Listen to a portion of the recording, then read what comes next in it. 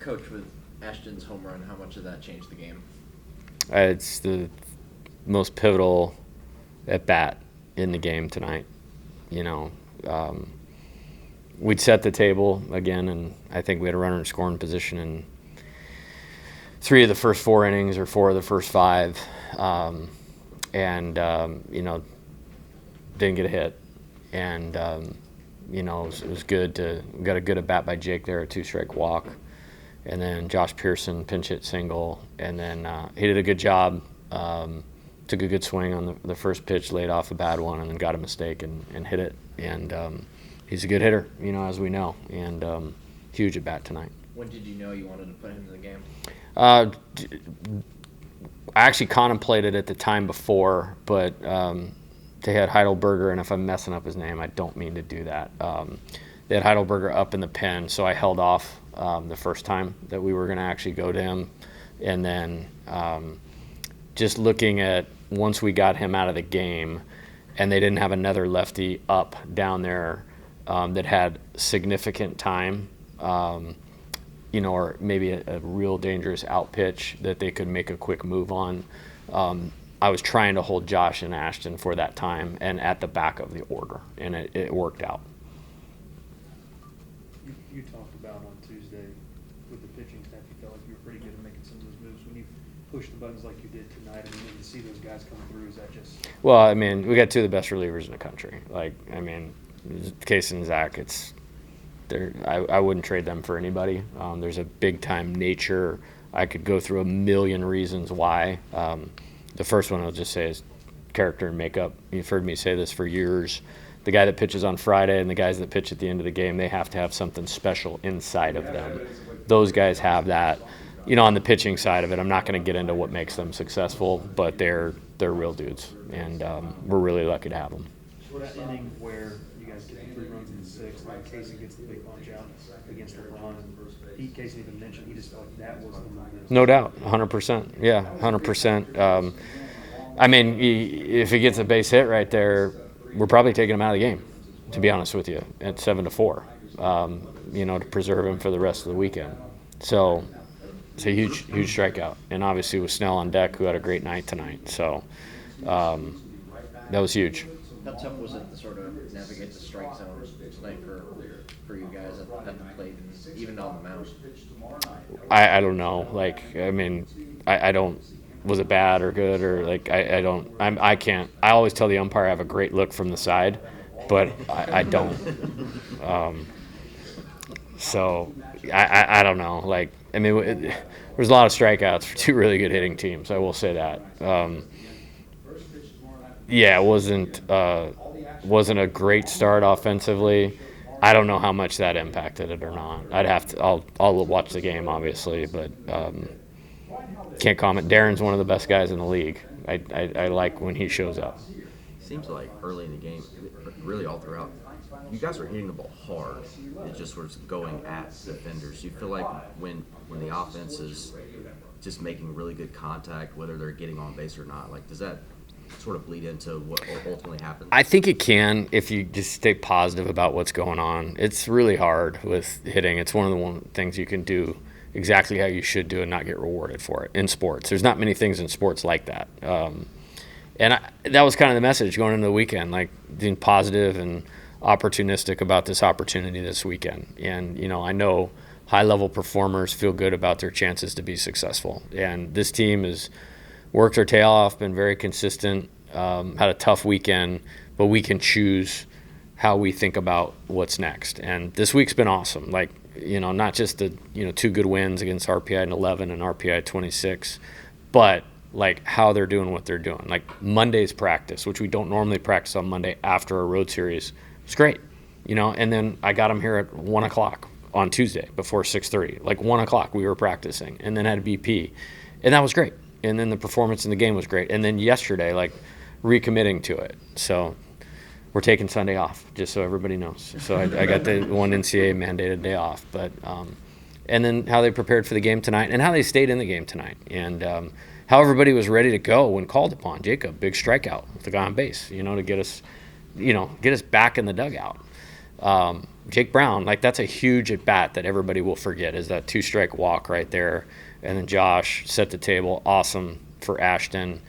And then, we don't get the guys in the 7th with the first crack. Great at bat by Danny, and then he popped up. And then Steven picks him up.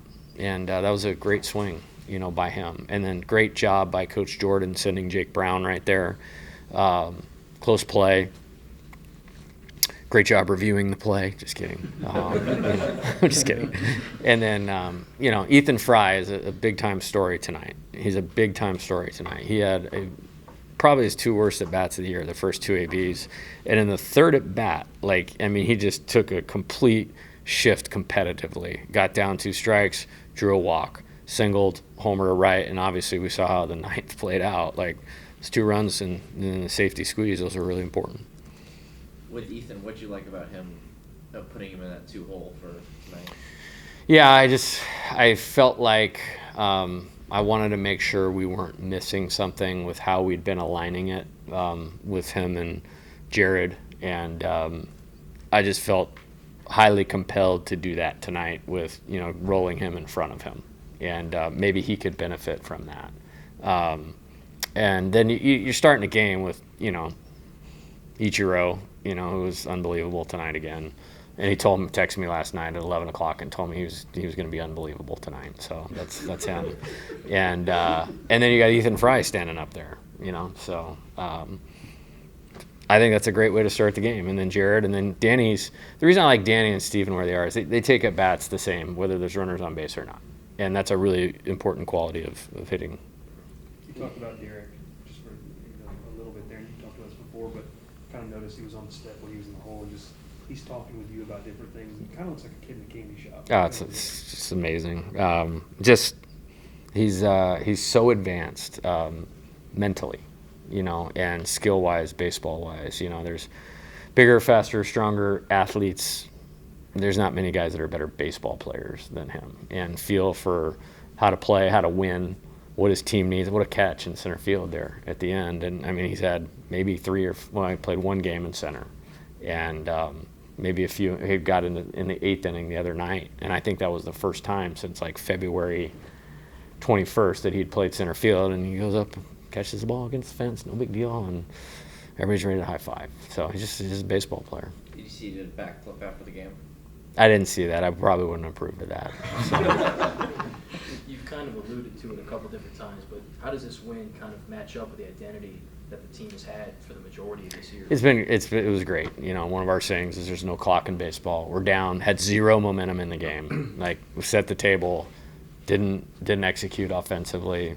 They get some homers off our guy, who's one of the best pitchers in all of college baseball, and at home, after a tough previous weekend. So I just think it says a lot about just staying with baseball. This is only about baseball and executing, and you have to have the mental toughness to be able to stay on task. When we talk about toughness, it's just your ability to focus on your job regardless of what's going on around you.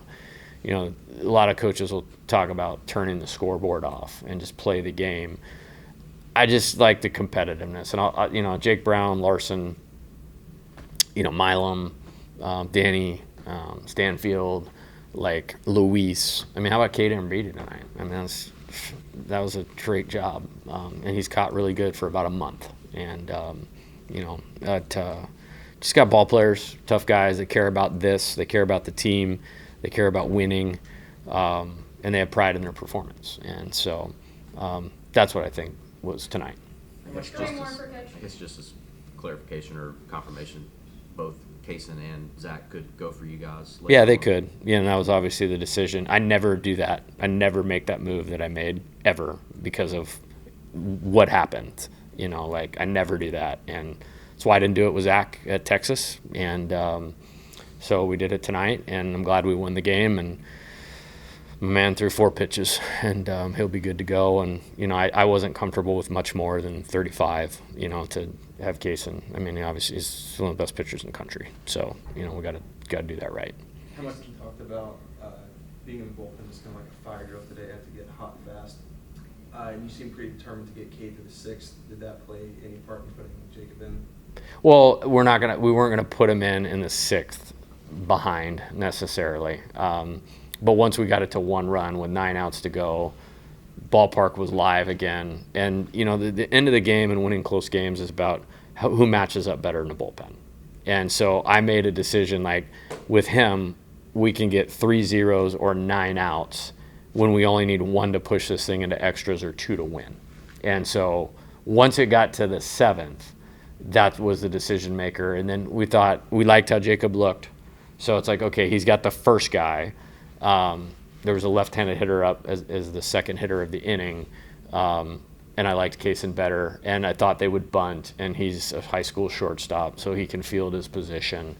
And I think when he's in the game, our team really believes we're going to win because we're going to match up better than whoever's on the other side.